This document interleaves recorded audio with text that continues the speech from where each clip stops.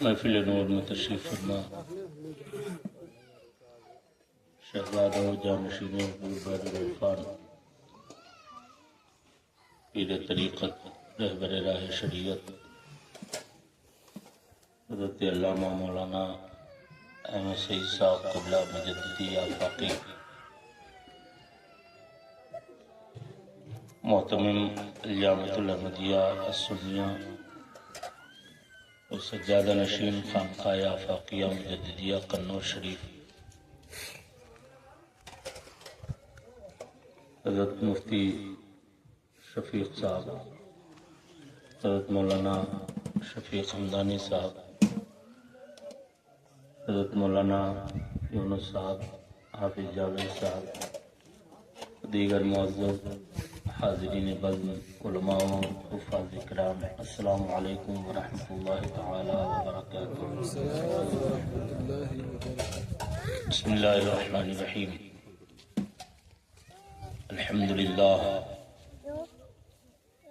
الحمد للہ وکفا وسلام علی عبادہ الذین اصطفیٰ،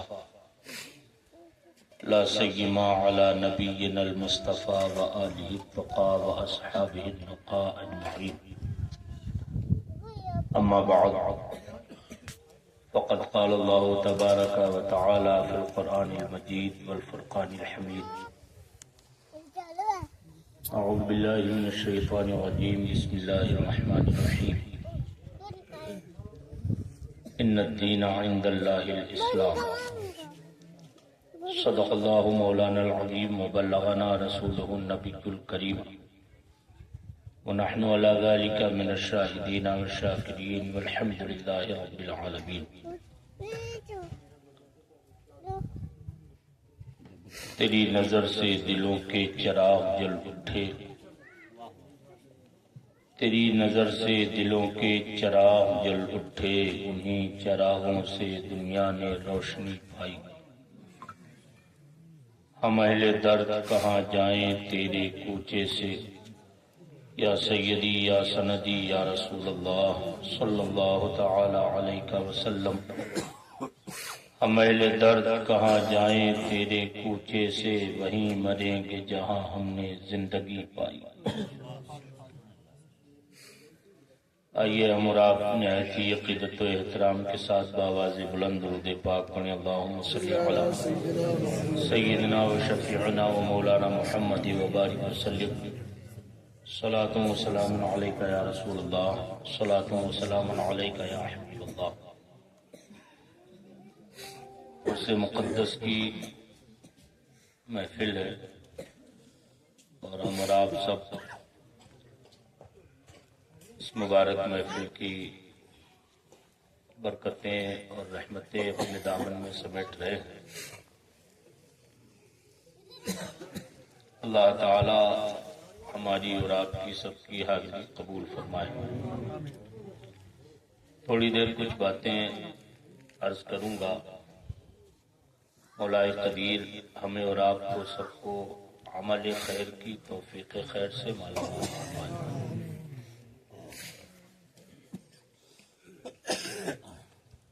قرآن مقدس کی آیت مبارکہ کا ایک چھوٹا سا حصہ میں نے تلاوت کیا۔ اللہ رب العزت ارشاد فرماتا ہے، ان الدین عند اللہ الاسلام، بے شک اللہ کے نزدیک دین تو صرف دین اسلام ہے۔ مفسرین کرام فرماتے ہیں اللہ رب العزت نے تاکیدات کے ساتھ اس بات کو ہمارے اور آپ کے ذہن و دماغ میں بٹھایا ہے کہ اللہ کو اگر کچھ پسند ہے، کوئی چیز محبوب ہے، اور کوئی طریقہ اور کوئی راستہ اللہ تک اگر پہنچانے والا ہے تو وہ صرف دین اسلام،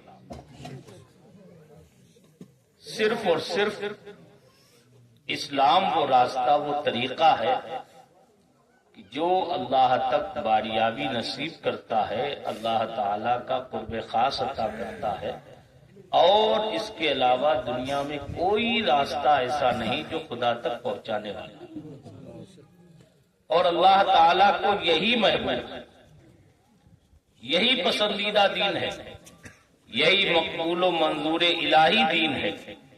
اللہ تعالیٰ کو جو چیز پسند ہے، سبحان اللہ، عارفوں کی بات کی جائے، عاشقوں کی بات کی جائے تو ایک بڑا پیارا جملہ یاد آ گیا۔ سرکار امام ربانی مجدد الفسانی سیدنا شیخ احمد فاروقی سرہندی رضی اللہ تعالیٰ عنہ کی بارگاہ میں سوال ہوا کہ حضور، مستحب کام کے بارے میں علماء نے تعریف بالحکم کرتے ہوئے فرمایا ہے کہ وہ کام ہے جسے کرنا ثواب ہے اور نہ کرنے پر کوئی عذاب نہیں۔ کرنا اچھا ہے، کریں گے تو ثواب ملے گا، بہتر ہے، نہیں کریں گے تو کوئی عذاب نہیں، کوئی گناہ نہیں۔ فرماتے ہیں لوگوں نے تو اتنی ہی تعریف سمجھی، لوگوں نے مسائل کو ان کے درجات اور ان کے مراتب کی نظر سے دیکھا، لیکن اگر دل سے پوچھی جائے تو مستحب کام وہ ہے جو اللہ رسول جل جلالہ و صلی اللہ علیہ وسلم کو پسند ہے، اور فرماتے ہیں اللہ تعالیٰ کی پسند پر اگر دونوں جہان قربان کر دیے جائیں تو یہ بھی کم ہے، اس لیے کہ وہ اللہ تعالیٰ کا پسندیدہ عمل۔ زمین و آسمان کی ساری نعمتیں، زمین و آسمان سب مل کے بھی اللہ تعالیٰ کی پسند کی برابری نہیں کر سکتے ہیں، اور جو دین اللہ نے اتنی تاکیدات کے ساتھ فرمایا ہو کہ صرف ہمیں اگر پسند ہے، ہمیں اگر محبوب ہے، ہمیں اگر کوئی منظور ہے، ہمیں اگر کوئی ہم تک پہنچانے والا ہم نے راستہ کر دیا ہے تو وہ میرے مصطفیٰ کا طریقہ ہے، وہ میرے پیارے حبیب کا راستہ ہے، وہی دین اسلام ہے جو دنیا میں بھی عزتیں عطا کرتا ہے اور آخرت میں بھی سرفرازیوں سے مالا مال۔ بظاہر تو ہم چھوٹی سی چیز اسے سمجھ رہے ہیں، ذرا غور کریں۔ ایک مثال سے میں اس بات کو تھوڑا سمجھانا چاہتا ہوں۔ ہم اور آپ آج کل ماں باپ سے تو لوگوں کو کم محبت ہوتی ہے، لیکن اولاد سے ہر ایک محبت کرتا ہے۔ اپنی اولاد کے لیے انسان جان دینے کے لیے تیار ہو جاتا ہے، گاڑی کمائی خرچ کرنے کے لیے تیار ہو جاتا ہے، ساری محنتیں، مشقتیں، جانفشانیاں، پریشانیاں، تکلیفیں سب برداشت کر لیتا ہے، اولاد کو کہیں آنچ نہ آنے پائے، اولاد کا بال بیکا نہ ہونے پائے، اولاد کو کوئی ذرہ برابر تکلیف نہ پہنچ جائے۔ اپنی اولاد سے انسان محبت کرتا ہے، محبت کا عالم یہ ہوتا ہے ہمارا اور آپ سے، ہمارا اور آپ کا اگر کسی سے کوئی معاملہ پیچیدہ ہو جائے، آپس میں چپکلش ہو جائے، آپس میں لگاؤ ختم ہو جائے، نفرتوں کا بیج بو دیا جائے، آپس میں بول چال بند ہو جائے، تعلقات ختم ہو جائے، لیکن اولاد کی محبت کا عالم یہ ہے کہ ہم نے اور آپ نے بارہا زندگی میں تجربہ کیا ہوگا، ہمارا جس سے اختلاف ہو گیا ہے، جس سے ہماری اور آپ کی بظاہر نفرتیں ہیں، کوئی تعلق نہیں رہا ہے، ہم اسے دیکھنا بھی پسند نہیں کرتے ہیں۔ وہی انسان ہم نے دیکھا، ہمارا چھوٹا سا بچہ گھر سے باہر نکلا، لڑکھڑا رہا تھا، زمین پر گر گیا، ہمارے اسی انسان نے جس سے ہمیں کوئی رابطہ نہیں ہے، اختلاف پر اختلاف ہے، اسی انسان نے ہمارے چھوٹے سے گرتے ہوئے بچے کو تھام لیا، اسے اٹھا کے اس کے کپڑوں کو گرد و غبار جھاڑ دیا، اسے محبت سے بوسا دیا اور کھڑا کر کے ہمارے گھر کی دہلیز پر پہنچا دیا۔ ایک دن ہوا، دوسرا دن ہوا، تیسرا دن ہوا، 2-4 مرتبہ اگر ہمارا جانی دشمن بھی ہماری اولاد کے ساتھ ایسا معاملہ کرے تو ہماری زندگی کا تجربہ یہ ہے، ہم نفرتوں کی دیوار مٹا دیا کرتے ہیں، دشمنیاں ختم کر دیتے ہیں۔ دل کہتا ہے جس نے ہماری اولاد کو گرتے سے تھاما ہے وہ ہمارا دشمن نہیں ہو سکتا ہے، وہ ہمارے دل کے قریب ہو جائے۔ تکبیر، اللہ اکبر، نعرہ رسالت۔ وجہ کیا ہے؟ وجہ صرف یہ ہے کہ ہمیں اپنی اولاد سے محبت، ہم اپنی اولاد سے محبت کرتے ہیں، اپنے گھر بار سے محبت کرتے ہیں، زمین جائیداد سے محبت کرتے ہیں، اپنے کاروبار سے محبت ہے، ہمیں اپنے اپنوں سے محبت ہے۔ رب قدیر پاک بے نیاز ہے، اسے دین اسلام سے محبت ہے، وہ دین اسلام کو پسند کرتا ہے، جو اس کے لیے قربانیاں دیا کرتا ہے، جو جتنا اس کے قریب ہوتا ہے اتنا ہی رب قدیر जाता है, जो दीन को थामता जाता है, जो दीन को उठाता जाता है, जो दीन को फैलाता जाता है, जो दीन के लिए मेहनतें करता है, मेरा नबी फरमाता है अरे जिन कदमों को राहे खुदा में दर्दों को आग जाता है, उन कदमों पर अल्लाह जहन्नम की आग को हराम कर देता है। मेरे भाइयों और बुजुर्गों, एक बात जो मैं आज कहना चाहता हूँ इस तनाजुर में, वो सबसे अहम बात है। हम अल्हम्दुलिल्लाह दीन इस्लाम के मानने वाले, अल्हम्दुलिल्लाह हम महरूम नहीं है, हम बदकिस्मत नहीं है, अल्हम्दुलिल्लाह। दुनिया की चाहे जितनी परेशानियां हो, चाहे जितनी मुश्किलात हो, चाहे जैसी तकलीफें हमारे सामने आए, जिंदगी दुनिया की चाहे जैसे गुजरे, लेकिन हवाई जहाज पर उड़ने वाले और अपने प्राइवेट जेटों में चलने वाले दुनिया के उन मालदारों से जो सोने का लुकमा खाते हैं, जो हरीर और दीवार के बिस्तरों पर रेशमी बिस्तरों में सोया करते हैं, जिनकी जिंदगी शाहाना ठाट बाट के साथ गुजरती है, कसम खुदा की एक नंगे पैर चलने वाला मुसलमान उनसे खुशनसीब है, किस्मत का सिकंदर है। इसलिए ये कुछ ना सही, हमारे पास दौलत इस्लाम है, दौलत ईमान है। ये दौलत वो है कि छूट जाए अगर दौलत तो क्या हम छूटे ना मगर हाथ से दामने मोहम्मद सल्लल्लाहु अलैहि वसल्लम। नाराए तकबीर, नाराए रिसाला, नाराए रिसाला, मसलक आला हज़रत रज़ान हुजूर बहरुल इरफान, नाराए तकबीर, नाराए रिसाला। आप गौर करके देख ले पूरी जिंदगी पे। आज हमारे बहुत सारे अहबाब, बहुत सारे हमारे इस्लामी भाई सोचते हैं यार हम इतनी परेशानियों में हैं, इतनी मुसीबतें आ रही हैं, ऐसी तकलीफें आ रही, लोग शिकवा तक करने लगते हैं, सब्र का दामन छोड़ देते हैं। उन्हें गौर करना चाहिए। पूरी दुनिया की आप हिस्ट्री और तारीख उठा के देख लें, आपको दुनिया में दो तरह के लोग नजर आएंगे, दो किस्म के लोग नजर आएंगे। एक वो है जिन्होंने दौलतों के अंबार जमा किए, एक वो है जिन्होंने हुकूमतें और सल्तनतें हासिल करने की कोशिश की, एक वो है जिन्होंने जाहो हशमत को हासिल किया, एक वो है जिन्होंने दुनिया में ताकत और कुव्वत पैदा की। किसी ने पहलवानी को अपनी कामयाबी के लिए इख्तियार किया, किसी ने तख्त व ताज को इख्तियार किया, किसी ने दौलतों को हासिल किया, किसी ने सनात व हिरफत का सहारा लिया, किसी ने किसी तरीके को अपनाया, किसी ने सोचा कि दौलतों के अंबार लगा दो अपने लिए दुनिया में।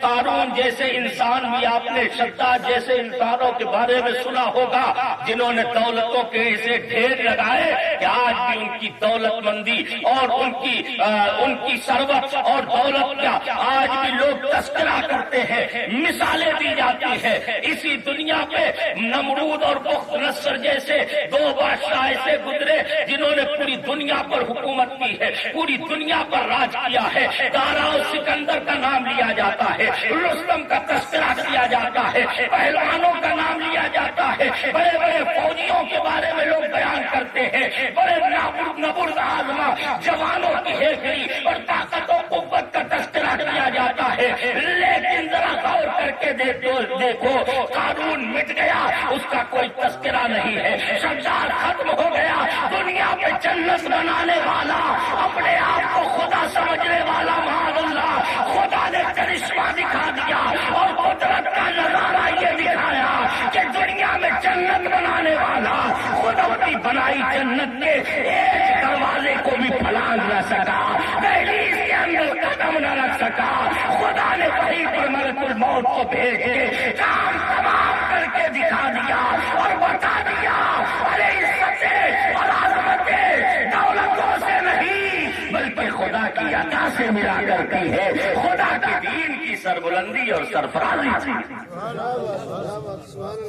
गौर कर लें आप, सिर्फ कल की मैं बात नहीं कर रहा हूं, आप लेटेस्ट जमाने की भी देख लें, मौजूदा जमाने की भी देख लें, हालात का जायजा ले लें। एक तरफ आप देखें, शद्दाद का नाम आ गया, شداد نے دنیا میں آپ نے سنا ہوگا، ہو سکتا ہے بہت سارے لوگوں نے نہ سنا ہو، دنیا میں اس نے اپنے لیے جنت بنوائی۔ اس نے سنا تھا بزرگوں سے، حضرت موسیٰ علیہ نبینا علیہ الصلوۃ والتسلیم سے، دیگر انبیاء کرام علیہ السلام جو اس زمانے میں تھے، ان سے سنا تھا اس نے کہ اللہ تعالیٰ اپنے نیک بندوں کو آخرت میں جنت عطا فرمائے گا۔ وہ جنت ایسی ہوگی کہ جس میں زمرد اور یاقوت کے بنے ہوئے محل ہوں گے۔ وہ جنت ایسی ہوگی کہ جس میں دودھ اور شہد کی نہریں بہتی ہوں گی۔ وہ جنت ایسی ہوگی کہ جس کے باغ و بہار کا کوئی دنیا میں باغ و بہار کی مثال پیش نہیں کر سکتا ہے۔ وہ جنت ایسی ہوگی جہاں حور و غلمان ہوں گے۔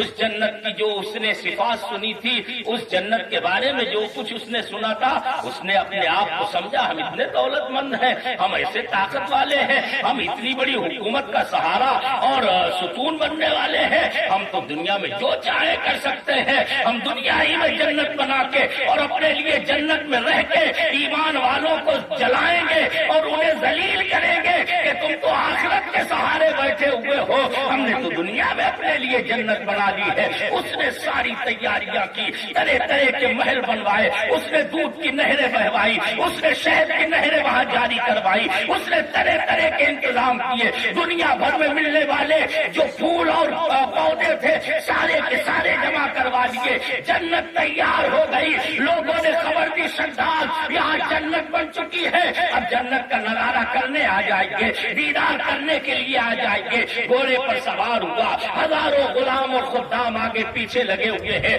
شاہانہ ٹھاٹو باٹ کے ساتھ میں اس کی سواری گزر رہی ہے، لیکن گھوڑے سے اتر کے اپنی بنائی ہوئی جنت کے دروازے پر قدم رکھا۔ ابھی ایک قدم دہلیز کے اندر تھا، ایک قدم دہلیز کے باہر تھا، رب نے ملک الموت کو فرمایا اسرائیل جاؤ اور اس کی فوراً روح قبض کر کے ہماری بارگاہ میں حاضر کر دو، اس لیے کہ وہ چاہتا ہے خدائی کا دعویٰ کر کے ہماری جنت کی برابری کرنا، ہم اسے دنیا کے لیے عبرت کا نشان بنا دیں گے اور دکھا دیں گے کہ خدا کیا چاہتا ہے، جسے چاہتا ہے ڈھیل دیتا ہے، لیکن جب رسی کسی جاتی ہے تو ایک لمحے کی بھی مہلت نہیں دی جاتی۔ نعرہ تکبیر، نعرہ رسالت، علماء اہل سنت۔ کسی نے کہا تھا قہر حق شداد پر آدھا ادھر آدھا ادھر،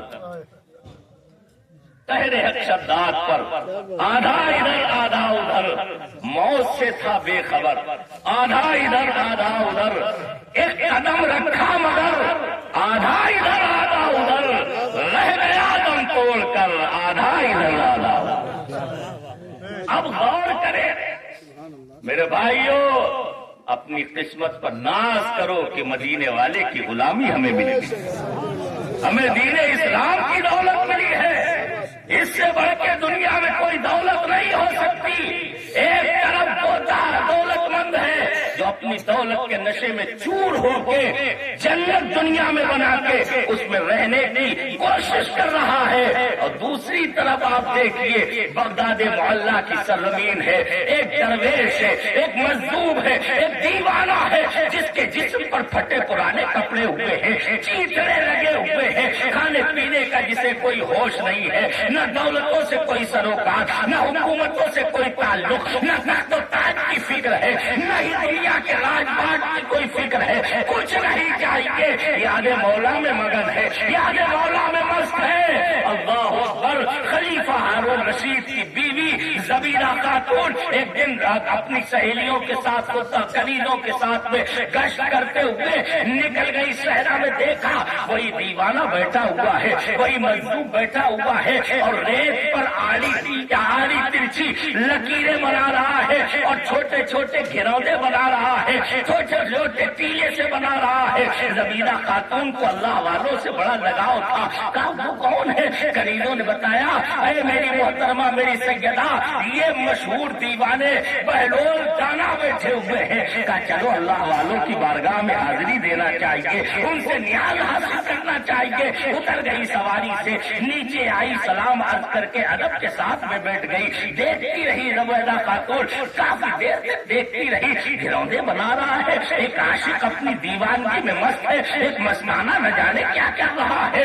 زبیدہ خاتون نے کہا حضور یہ کیا کر رہے ہیں؟ فرمایا زبان سے جو جملہ نکلا ہے سبحان اللہ، اسلام کی عظمت آشکارا ہوتی ہے، غلامی محمد کی رفعت و بلندی کا پتہ لگتا ہے۔ ایک دیوانہ ہے، بظاہر مفلسوں کا لاش ہے، کہہ رہا ہے زبیدہ میں جنت بنا رہا ہوں۔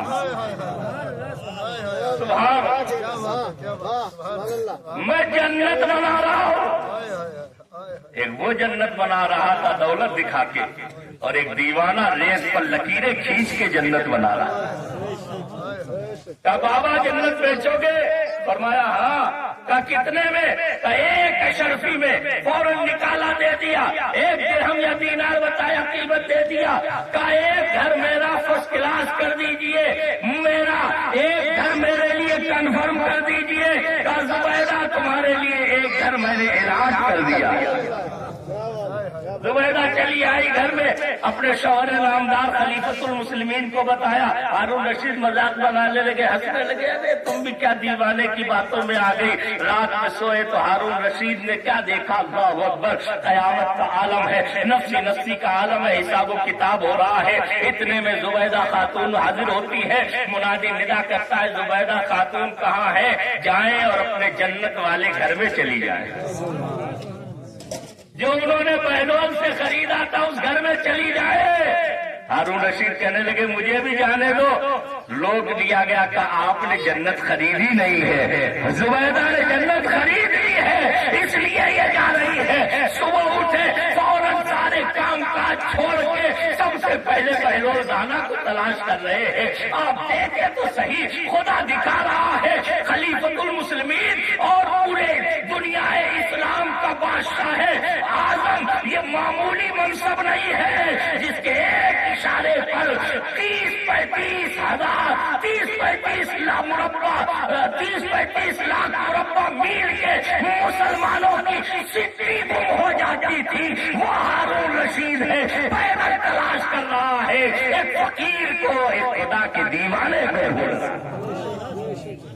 مستانے کی تلاش ہو رہی ہے۔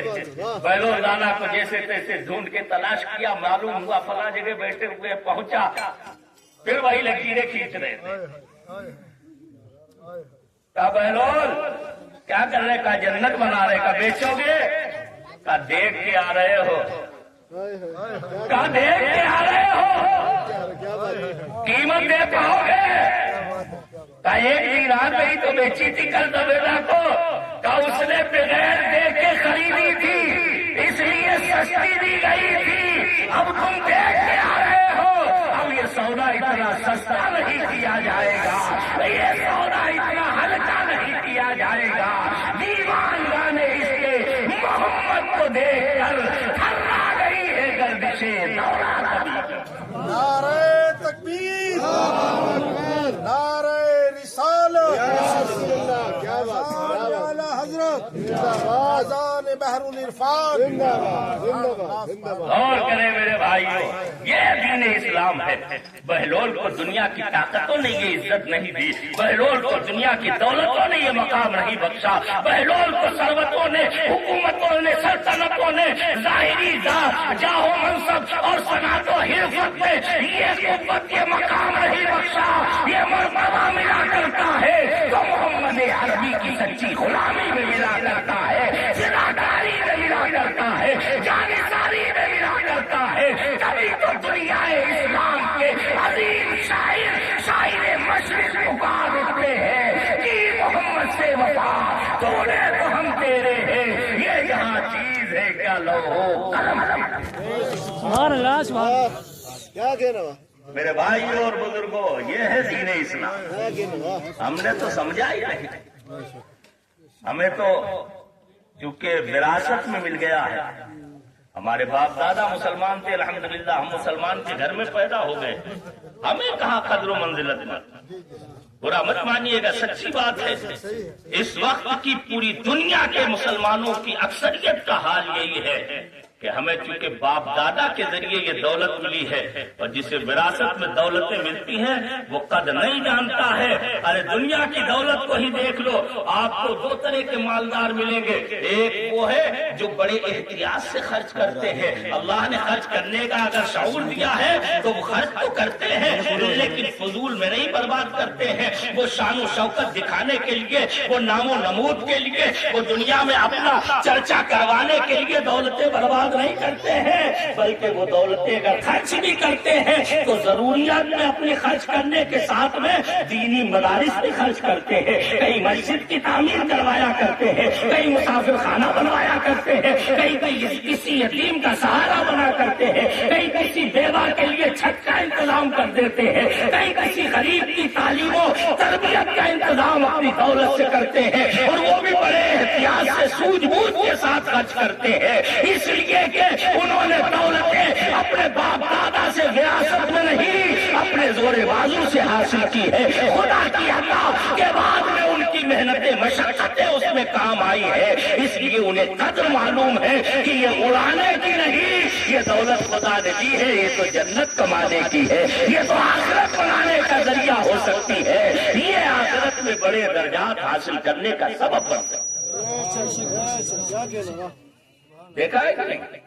اور ایک وہ ہوتے ہیں کہ جن کے عیاشیوں کی کوئی گنتی نہیں ہو سکتی، روزانہ شراب و شباب اور کباب کی محفلیں سجتی ہیں، اوباش اور گنڈوں کی پوری ایک جماعت بن جاتی ہے، ہر علاقے، ہر چھیتر، ہر شہر، ہر قصبے، ہر گاؤں میں چند لوگ ہوتے ہیں جو اوباش قسم کے مالدار، بگڑے ہوئے مالداروں کی اولادوں کو پکڑ لیتے ہیں، وہ جانتے ہیں کہ لاکھوں خرچ کرنا ہمارے بس کا نہیں ہے، لیکن اسے باپ کی دولت ملی ہے، اسے کیا اندازہ ہوگا، وہ لاکھوں اڑا رہا ہے، برباد کر رہا ہے، اس لیے کہ اس نے یہ دولتوں میں آنکھ کھولی ہے، کبھی غربت کا منہ نہیں دیکھا ہے، پریشانیاں نہیں اٹھائی ہے، بلا تشبیہ و تمثیل جنہوں نے دین اسلام کے لیے اپنے خون جگر کو پیش کیا تھا، جنہوں نے اسلام کے لیے اپنی تپتے ہوئے ریگزار پر اپنے آپ کو نکالے اور پتھر رکھ کے اس پر پیر رکھ کے تکلیفیں برداشت کرنے کا مزہ چکھا تھا، وہ جانتے تھے یہ دولت اسلام کتنی بڑی دولت ہے، اور یہ کیسی بے مثال اور لاقیمت دولت خدا نے ہمیں دی ہے، جس دولت کے لیے اگر ایک جان نہیں، اعلیٰ حضرت امام اہل سنت کی زبان میں کروں تیرے نام پہ جا فدا، نہ بس ایک جا وہ جہاں فدا، وہ جہاں سے بھی نہیں جی بھرا، کروں کیا کروڑوں جہاں۔ سبحان اللہ، سبحان اللہ۔ جانتے ہیں یہ دولت کیسی دولت ہے، سبحان اللہ۔ میرے بھائیوں اور بزرگوں، اس دولت کی قدر و منزلت سمجھو، قیمت سمجھو اس کی، یہ جو مفت میں مل گئی ہے یہ وہ قیمت ہے، سبحان اللہ۔ اگر یہ ایسی بیش قیمت چیز نہ ہوتی بلکہ انمول چیز نہ ہوتی تو میرے نبی کے مبارک صحابہ نے جانوں کے نذرانے نہ قربان کیے، اللہ، اہل بیت اطہار نے پورے پورے کنبے شہید نہ کروا دیے ہوتے، بے شک، کربلا کے تاجدار نے سب کو لٹا دیا۔ ہائے ہائے، کیا وہ عقل مند نہیں تھے؟ وہ اتنے عقل مند تھے، وہ اتنے عقل مند تھے کہ دنیا کے عقل مندوں کو عقل کی خیرات ملتی ہے تو نبی کے صحابہ اور اہل بیت کی چوکھٹ سے ملا کر۔ سبحان اللہ۔ ہاں، لوگ دیوانہ سمجھ رہے ہیں، ارے دیوانے کو تحقیر سے دیوانہ مت کہنا، دیوانہ بہت سوچ کے دیوانہ بنا ہے۔ سبحان اللہ۔ لوگ یہاں تک دیکھتے ہیں اور دیوانہ وہاں تک دیکھا کرتا ہے۔ ہماری اور آپ کی نگاہیں تو وہ ہے جو اپنے پیروں کے نیچے سے دیکھتی ہے، چند قدم آگے دیکھتی ہے، اور دیوانہ یہاں کی نہیں، وہ آخرت تک کی نگاہیں دیکھنے والے رکھتا ہے، وہ تو وہاں تک دیکھ لیتا ہے جہاں تک اچھے اچھوں کی رسائی نہیں ہوتی ہے۔ ارے دیوانے کی نظروں کو جہاں دیکھ رہا ہے، دیوانہ خدا جانے کہاں دیکھ رہا ہے۔ سبحان اللہ، سبحان اللہ۔ دیوانوں کی مثال الگ ہے، بے شک، بے شک، دیوانوں کا معاملہ ہی الگ ہے۔ بے شک، بے شک۔ بات نہیں بڑھانا چاہتا ہوں، ورنہ دیوانوں کی شان کیا تھی، سبحان اللہ۔ یہ جو دولت ملی ہے نا، یہ دولت ایمان اور دولت اسلام جو ہم تک اور آپ تک پہنچی ہے، اسلام تیری نبض نہ ڈوبے گی حشر تک، تیری رگوں میں خون روا 4 یار کا۔ اللہ، میرے نبی کے وہ مبارک 4 یار ہیں جن کی زندگی پڑھو تو حیرت ہوتی ہے، اور ہمیں صرف حیرت نہیں ہوتی ہے بلکہ ایک مستشرق کا قول میں نے پڑھا، وہ کہتا ہے کہ محمد صلی اللہ علیہ وسلم کے صحابہ اور ان کے ساتھیوں کی زندگی دیکھ کے انسان کو حیرت ہوتی ہے، اور انسان اس عجیب و غریب منظر کو اپنی نگاہوں سے ملاحظہ کرتا ہے کہ کیا دنیا میں کوئی انسان کسی انسان کو اتنا بھی چاہ سکتا ہے، اتنی بھی محبت کر سکتا ہے، یہاں تک کہ کسی انسان سے عشق اور وفا کر سکتا ہے جو نبی کے صحابہ نے وفا کی ہے، جن کی مثالیں دنیا دینے سے قاصر ہے، اور اس لیے قاصر ہے کہ یہ درسگاہ نبوی کا کمال ہے۔ اس درسگاہ میں جو پروان چڑھتا تھا وہ چھوٹا سکہ نہیں، وہ ایسا کڑا سکہ ہوتا تھا جو کل بھی چل رہا تھا، آج بھی چل رہا ہے اور قیامت تک چلتا رہے گا۔ تبھی تو ہمارے امام نے کہا تھا تیرے غلاموں کا نقشے قدم ہے راہ خدا، وہ کیا بہت سکے جو یہ سراغ لے کے چلے، اور جنا بنے گی محبانے 4 یار کی قبر جو اپنے سینے میں یہ 4 باغ لے کے چلے۔ ایسی عجیب زندگی تھی۔ میں ان کی مثالیں تو بہت بڑی ہیں، ان کی مثالیں نہیں پیش کرنا چاہتا ہوں، نہ پر پیش کرنے کی ضرورت ہے، جو ان صحابہ اور اہل بیت اطہار کے غلاموں کے غلام ہیں، انہوں نے دنیا میں ایسی مثالیں رقم کر دی ہیں، انہوں نے دکھا دیا ہے کہ واقعی میں دین اسلام ہی صرف اور صرف وہ راستہ اور طریقہ ہے جو ہر کامیابی اور کامرانی کا سرچشمہ ہے۔ یقین جان لے میرے بھائیوں، بزرگوں، نوجوانوں، خاص طور پر آج کل کا نوجوان سوچتا ہے نہ جانے کیا کیا طریقے ذہن و دماغ میں آتے ہیں کہ یہ طریقہ اپنا لے تو کامیابی ملے گی، وہ راستہ اپنا لے تو کامیابی ملے گی۔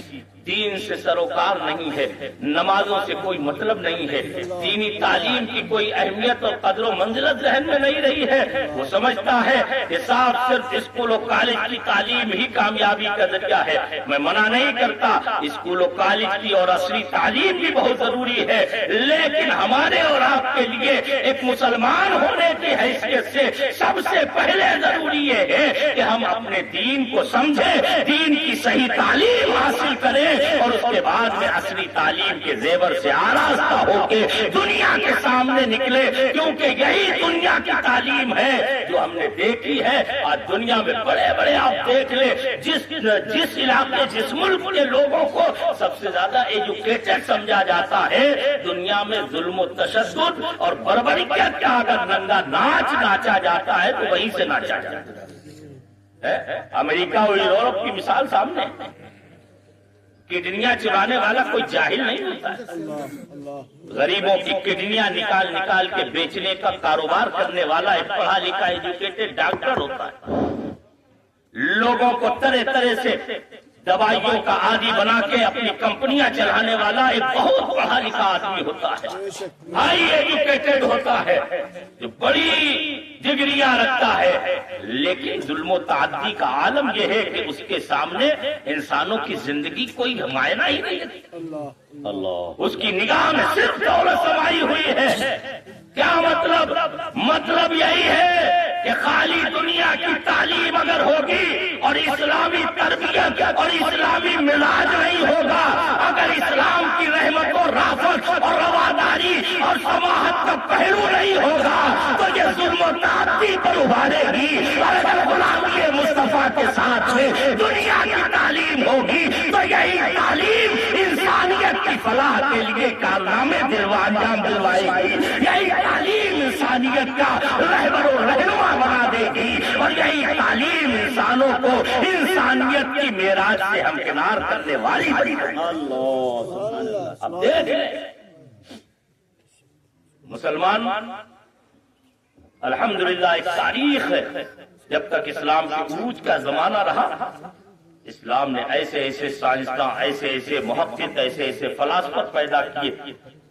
آج بھی دنیا میں جو مختلف طرح کی ٹیکنالوجی پائی جاتی ہے، آپ دیکھیں گے ان کا موجد اول اگر کوئی ہے تو وہ نبی کا کوئی دیوانہ ہی نظر آئے گا، بے شک وہ مدینے کا کوئی غلام ہی نظر آئے گا۔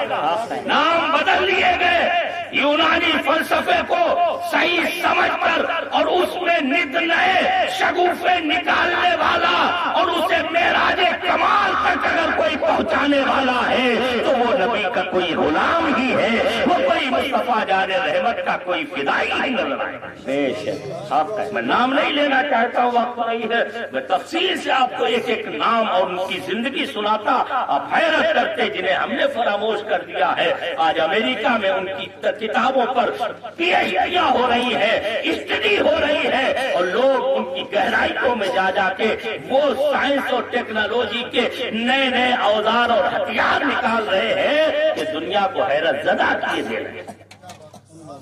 سب مسلمانوں کے ہاتھ میں تھا، لیکن مسلمانوں نے آپریشن کے طریقے اور اوزار تو بنائے، تکلیفوں کو دور کرنے کے لیے انہوں نے طرح طرح سے ٹیکنالوجی کو اپنایا تو، لیکن انہوں نے کبھی بھی طب و حکمت جیسے جو ہے طب و حکمت جیسے مقدس کہہ لیجیے پیشے کو کبھی انہوں نے ذریعے معاش نہیں بنایا، بلکہ ان کی نگاہ میں تھا کہ یہ ساری مخلوق اللہ کا کنبہ ہے، الخیر خلق و عیال اللہ، پوری مخلوق کی خدمت کرنا یہ خدا کی اطاعت اور بندگی کے مترادف۔ سبحان اللہ، وہ مخلوق کے لیے قربانیاں دیتے تھے۔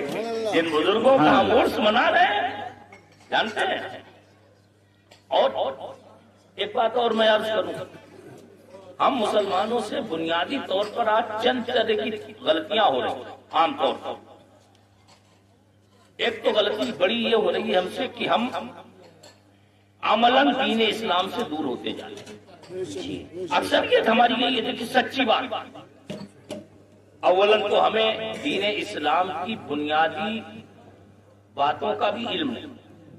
ہم مسلمان کے گھر میں تو پیدا ہوئے، نماز روزہ کا تذکرہ سنتے رہتے ہیں، لیکن ہماری اکثریت وہ ہے کہ جو پڑھے لکھے نہیں، ان کی میں بات کر رہا ہوں، اکثریت وہ ہے جنہیں نماز کے ضروری فرائض اور واجبات اور سنن تک نہیں معلوم، شرائط و فرائض ہمیں نہیں معلوم، بے شک مکروہات نماز ہمیں نہیں معلوم۔ ہم میں سے نرے ہیں، وضو کرنا تو جانتے ہیں، لیکن اگر وضو کے کوئی فرائض ہم سے پوچھتے تو ہم اپنی زبان سے صحیح بتا نہیں سکتے۔ یہ وہ بنیادی چیزیں ہیں جو پیدا ہوتے ہی ہمارے بچوں کو معلوم ہونا چاہیے۔ بے شک تو یہ تو ایک بنیاد ہے، گویا کہ جیسے ہم اور آپ اپنے بچے کو کھانے کا طریقہ سکھاتے ہیں، ہم اور آپ اپنی زبان اپنے بچے کو سکھاتے ہیں، بولتے ہیں بچے کے سامنے، بچہ وہی زبان بولنے لگتا ہے۔ بے شک بے شک آپ گجری بولتے ہیں، آپ کے بچے گجری بولتے ہیں کہ نہیں؟ جی میں یہاں آتا ہوں، میں بولنے کی کوشش بھی کروں، کئی بار الحمدللہ آپ کی بارگاہ میں آپ کے علاقے میں حاضر ہو چکا ہوں، لیکن بولنے کی کوشش بھی کروں تب بھی نہیں بول سکتا، جی صحیح تلفظ نہیں ادا ہو سکتا، دو چار باتیں کہیں سمجھ میں آ جاتی۔ کیوں؟ کیونکہ میں اس علاقے میں پیدا نہیں ہوا، آپ کے درمیان میری پرورش نہیں ہوئی، بچپن نہیں گزرا۔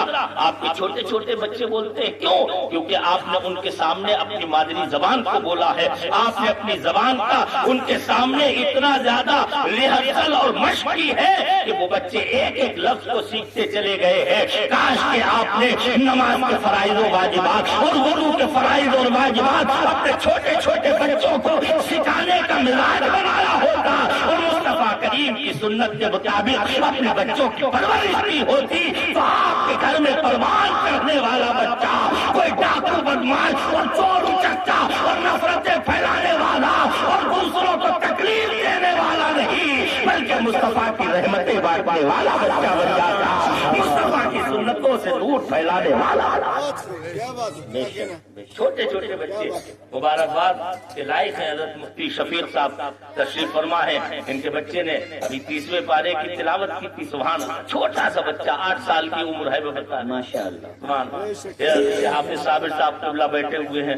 میں اور خاص طور پر مبارکباد, یہ مجھے کی بات نہیں, ہم سب کو مل کے مبارکباد دینا چاہیے حضرت قاری محمد اعظم صاحب کو. بے شک بے شک بے شک. اللہ نے مزاج ایسا دیا, اللہ نے بچیاں دی, بچے دیے, تو انہوں نے دولت دنیا حاصل کرنے کا انہیں کبھی ذریعہ نہیں بنایا. بے شک. کیا کہنا وہ بھی اپنی بچوں کو دنیا کی طرف لگا سکتے تھے, دولتوں کے انبار جمع ہو جاتے, لیکن ہمیں آپ کو سب کو معلوم ہے کیسی قسم پرسی اور غربت کی زندگی انہوں نے برداشت کر لی.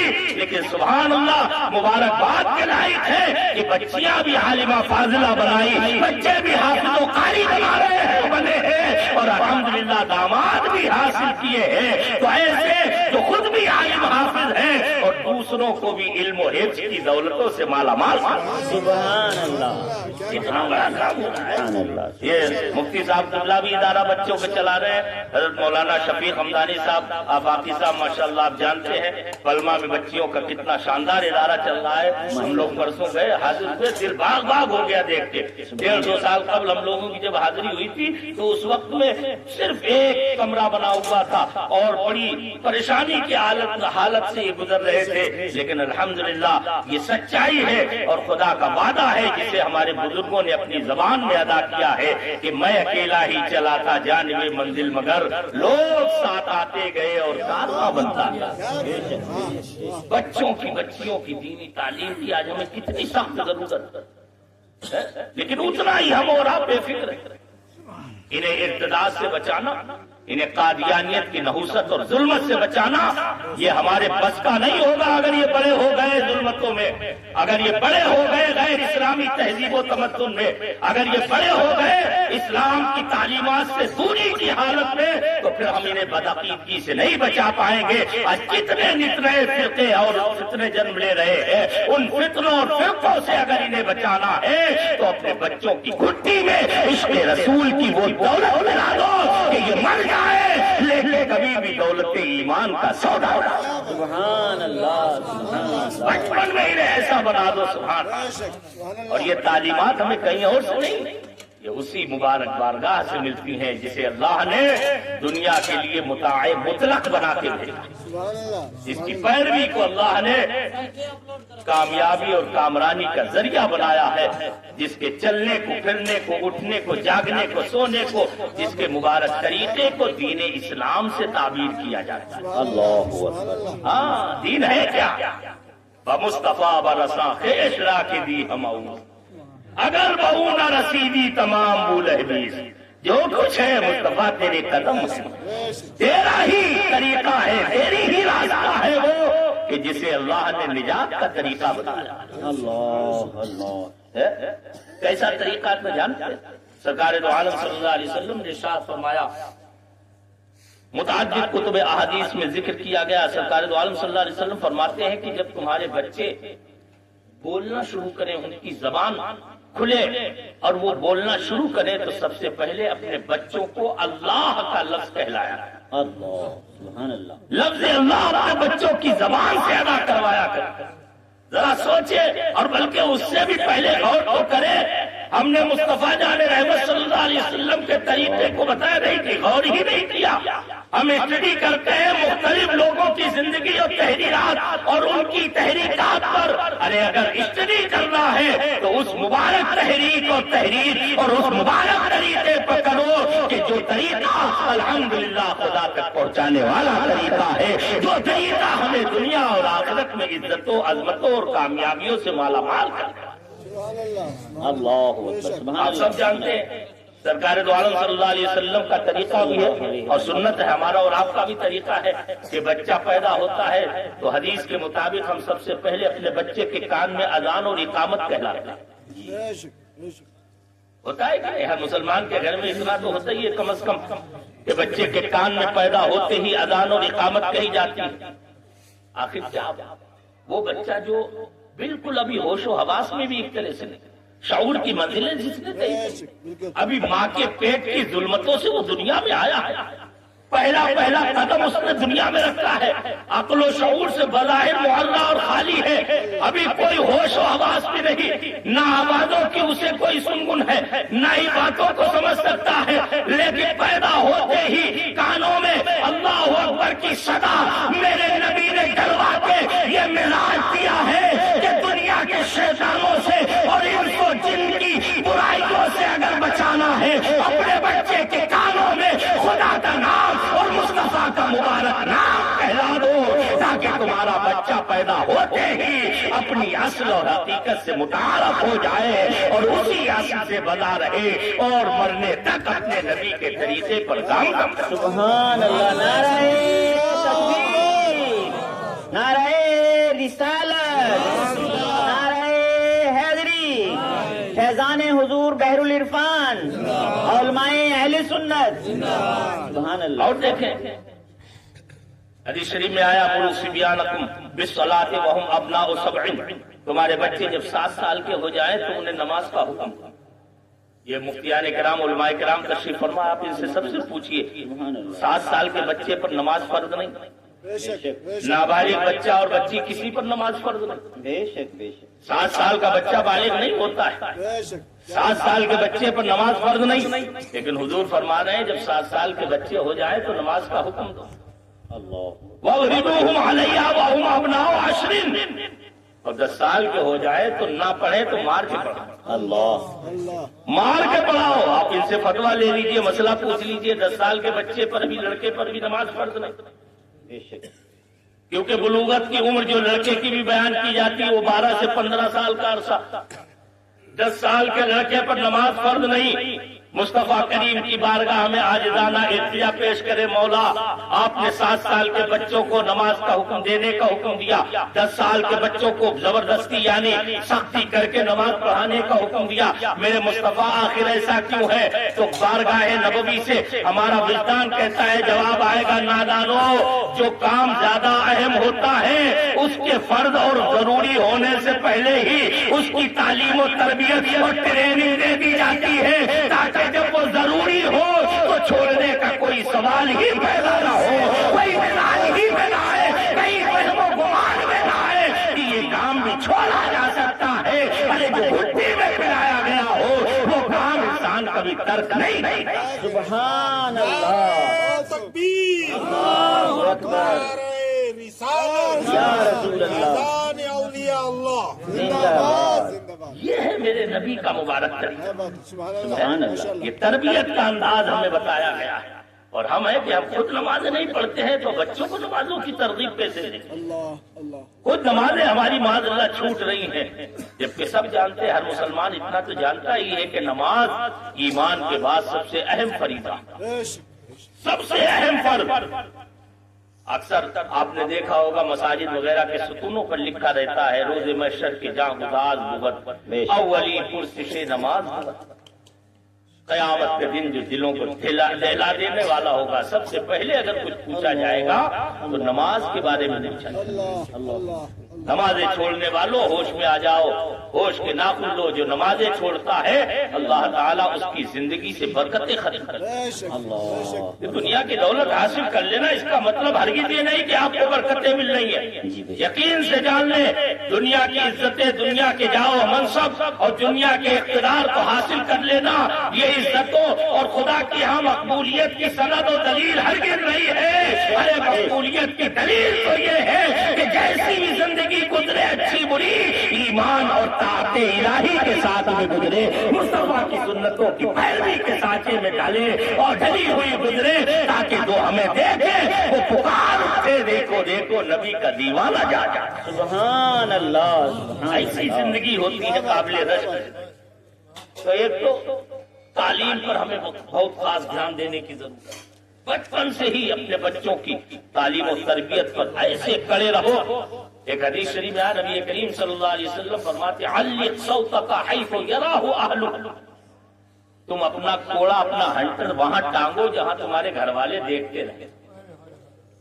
مسلمانوں کہاں دوسروں سے تم سیکھ لے رہے، کہاں دوسروں کے طریقوں کو اپناتے ہو، سوچتے ہو فلاں فلاسفر نے کہہ دیا، فلاں انگریزی سائنسدان نے یہ کہہ دیا، فلاں مستشرق نے یہ کہہ دیا، اس ودوان نے یہ کہہ دیا۔ ارے تمہیں سارے دانشوروں، سارے ودوانوں کی جہاں علم و فکر کی مٹی پلید ہوتی ہے اور جو علم و فکر جہاں نتمستک ہو جاتے ہیں، وہاں سے مصطفیٰ کے غلاموں کی فکر کی شروعات ہوا کرتی ہے۔ تو پھر نبی کی فکر کی بلندی کا عالم کیا؟ سبحان اللہ سبحان اللہ اللہ۔ میرے نبی فرما رہے ہیں اپنا کوڑا اور ہنٹر وہاں ٹانگو جہاں گھر والے دیکھتے رہے، یعنی بیوی بچوں پر دین کے معاملے میں سختیاں برسیں۔ یہ نہیں کہ انہیں مارو، انہیں پیٹو، انہیں تکلیفیں تو نہیں، اپنے روز اول سے ہی ایسی اپنی روش اپناؤ، ایسا طریقہ بنا لو کہ تمہارے ایک مرتبہ کہنے پر فجر کے وقت میں لحاف کے اندر لیٹا ہوا تمہارا جوان بیٹا بستر کو پھینک کے نماز کی تیاری کرنے کے لیے آمادہ ہو جائے۔ اپنے آپ کو ایسا بناؤ کہ تمہاری گھر کی بیویاں، بچیاں، بیٹیاں، بہنیں سب تمہارے ایک آواز لگانے پر نبی کی طاعت اور خدا کی عبادت میں لگنے کے لیے تیار۔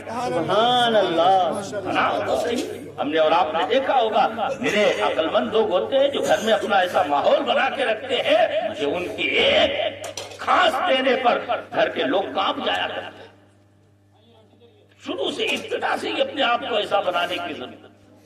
تو ایسا اپنا سسٹم بناؤ، اپنے بچوں سے، بیویوں سے، گھر والوں سے، بچیوں سے، سب سے کہہ دو کہ ہم دنیا کے لیے تمہارے کھانے پینے، رہنے سہنے کے لیے جتنی محنت و مشقت ہو سکتی ہے سب کرنے کے لیے تیار ہیں۔ جو تم عیش و آرام جائز اختیار کرنا چاہو گی ہم وہ سب تمہیں دیں گے، لیکن یاد رکھو دین کے معاملے میں کوئی سستی ہمیں برداشت نہیں ہے۔ اللہ اللہ۔ یہ طریقہ اپناؤ۔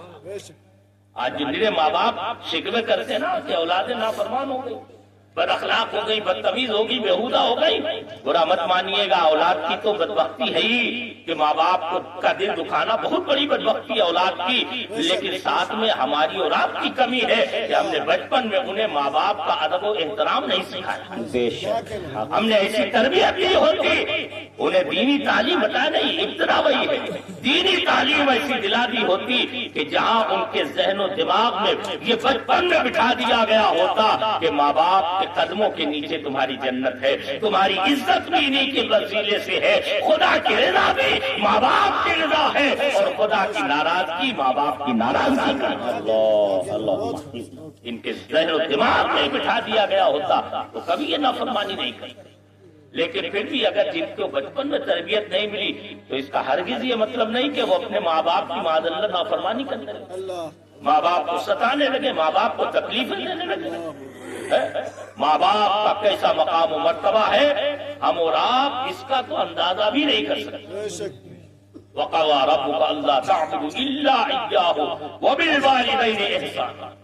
مفسرین کرام فرماتے ہیں اس آیت کے تحت میں اللہ فرماتا ہے نا کہ آپ کے رب نے فیصلہ کر دیا ہے کہ عبادت صرف خدا کی ہوگی، وَبِالْوَالِدَيْنِ إِحْسَانًا، اور ماں باپ کے ساتھ حسن سلوک کرنا چاہیے۔ اللہ مفسرین کرام بڑا پیارا نقطہ فرماتے ہیں اس آیت کے تحت، فرماتے ہیں اللہ نے اپنی عبادت کے ساتھ میں ماں باپ کے ساتھ حسن سلوک کرنے، ان کی فرما برداری کرنے کا جو حکم دیا ہے یہ اس بات کو بتا رہا ہے کہ عبادت الہی کے بعد اگر سب سے اہم کام کوئی ہے تو ماں باپ کے ساتھ بھلائی کرنا ہے، ان کی فرما برداری ہے، ان کی رضا جوئی اور خوشنودی کو طلب کرنا ہے، اس لیے کہ یہی وہ طریقہ ہے جو ماں باپ کی دعائیں حاصل کرنے کا ذریعہ ہے، اور ماں باپ کی دعائیں عرش اعظم سے صاف ٹکرایا کریں۔ سبحان اللہ سبحان اللہ۔ یہ طریقے ہیں میرے بھائیوں۔ تو پہلے تو علم دین کے، یاد رکھیں بات لمبی ہو گئی بس میں سمیٹ رہا ہوں، تھک تو نہیں گئے آپ لوگ؟ بات سمجھ میں آ رہی ہے نا؟ انشاءاللہ کچھ عمل بھی ہوگا اللہ تعالیٰ ہمیں اور آپ کو عمل خیر کی توفیق عطا فرمائے۔ ابھی تک کی گفتگو کا میرا نچوڑ اور خلاصہ یہ ہے کہ ہم خود دین سے جڑے اور اپنے بچوں کی دینی تعلیم کی فکر ضرور کریں۔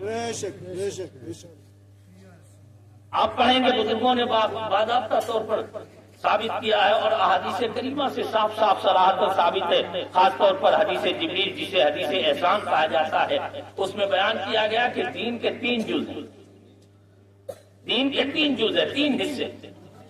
ایک کو ہم عقیدے سے تعبیر کرتے ہیں، دوسرے کو عمل سے، اور تیسرے کو اخلاص اور احسان سے تعبیر کیا جاتا ہے۔ یعنی ایک پوائنٹ تو وہ ہے کہ جہاں صرف اور صرف علم جانکاری ہے، اور جانکاری حاصل کر کے اس پر صحیح عقیدہ اور صحیح اعتماد اور یقین کر لینا، یہی ہمارے اور آپ کے لیے کافی ہے۔ مثلا جنہیں ہم اور آپ عقائد سے تعبیر کرتے ہیں کہ اللہ تعالیٰ کے بارے میں کیسا عقیدہ رکھنا چاہیے، رسول اللہ صلی اللہ علیہ وسلم کے بارے میں ہمیں اور آپ کو کیسا عقیدہ رکھنا چاہیے، جنت دوزخ کے بارے میں ہمارا کیا عقیدہ ہونا چاہیے، حساب کتاب کے بارے میں، قیامت کے بارے میں، اچھی بری تقدیر کے بارے میں جو ایمان مفصل میں تفصیل سے بیان کیا گیا ہے، ہمیں ان چیزوں کو جاننا اور انہیں صحیح ماننا، یہ ہمارا اور آپ کا ایمان ہے اور اسلام کا پہلا جز ہے۔ سبحان اللہ، اسلام کا پہلا جز اللہ اور رسول کے بارے میں کیا عقیدہ ہونا چاہیے، محبوبان بارگاہ کے بارے میں بھی کیا عقیدہ ہونا چاہیے، یہ ابتدائی اور پہلا جز جسے عقیدے سے تعبیر کیا جاتا ہے، ایمان سے تعبیر کیا جاتا ہے۔ اور دوسرا جز ہے نماز، روزہ، حج، زکوٰۃ وغیرہ جو فرائض اور واجبات ہیں، ہمیں اور آپ کو انہیں سیکھنا چاہیے اور ان پر عمل پیرا ہونا چاہیے۔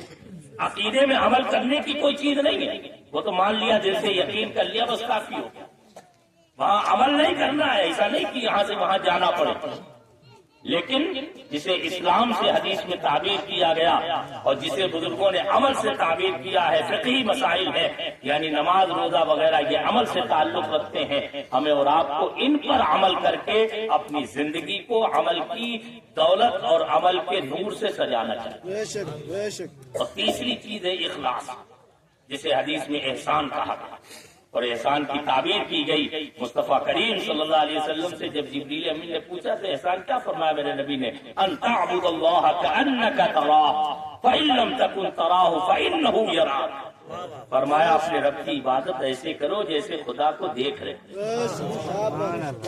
خدا کو دیکھ رہے ہو۔ لیکن دیکھیں آپ آج معاذ اللہ لوگ کیسے ہو گئے ہیں کہ نبی کے علم پر انگلیاں اٹھانے لگے ہیں، معاذ اللہ نبی کو اپنے جیسا کہنے کی جسارت معاذ اللہ کرتے ہیں۔ سوچے میرا مصطفیٰ لوگوں کی باطنی کیفیتوں تک کا کیسا گہرائی سے ادراک رکھتا تھا۔ فرمایا فإن لم تکن تراہ، اگر یہ کیفیت تمہیں حاصل نہ ہو پائے، کیونکہ یہ بڑی نادر و نایاب ہے، یہ سب کو کیفیت نہیں ملتی ہے کہ جو نماز پڑھے، عبادت کرے تو اس کیفیت کے ساتھ کہ خدا کو دیکھ رہے ہیں۔ ارے یہ کیفیت اگر کسی کے اندر ہم نے دیکھی ہے تو اسے حضور بحر العرفان مفتی آفاق کہا ہے۔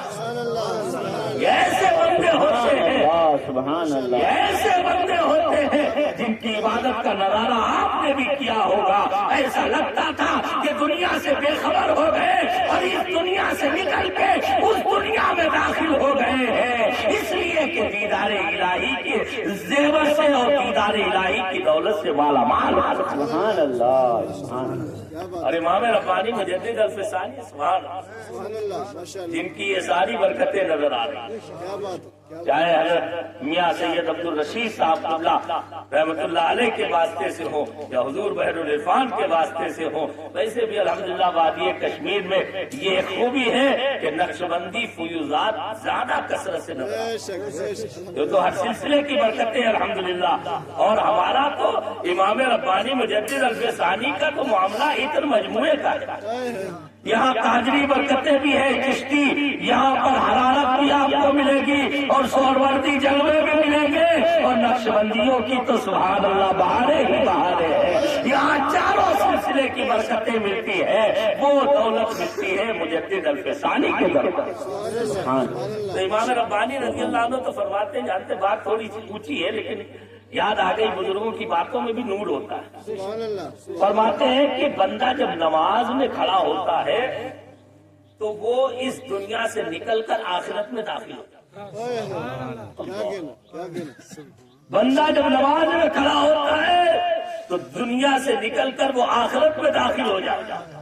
اور فرماتے ہیں اسی لیے نماز کو مومنوں کی معراج کہا گیا ہے، اس اس لیے کہ معراج کے لیے اس عالم امکان سے باہر جانا ضروری ہے، اور بندہ عالم خیال میں ہی صحیح لیکن نماز پڑھتا ہے تو آخرت میں داخل ہو جاتا ہے، اور گویا کہ وہ دیدار الہی کی دولتوں سے مالا مال